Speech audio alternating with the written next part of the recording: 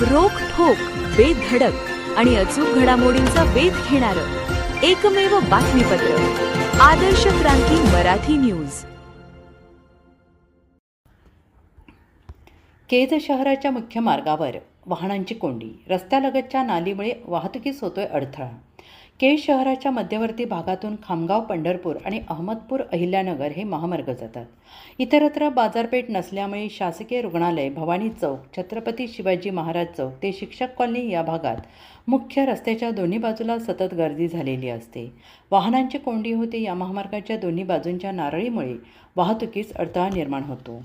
HPM कंपनीने बनवलेली सदरची नाली ही निकामी आहे.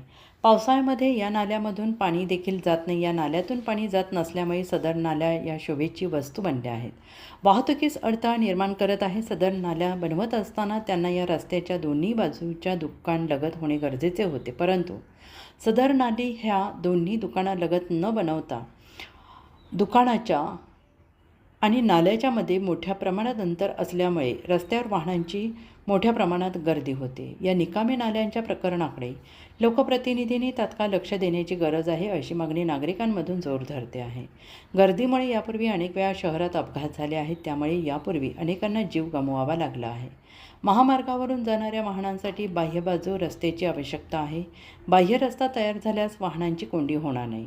रहदारीचा प्रश्न सुटेल, अपघातात जाणारे जीव वाचतील. तात्काळ बायपास तयार करावा अशी मागणी केली जाते. या दोन्ही मुख्य महामार्गावरून जाणाऱ्या वाहनांच्या संख्येत वाढत होत आहे.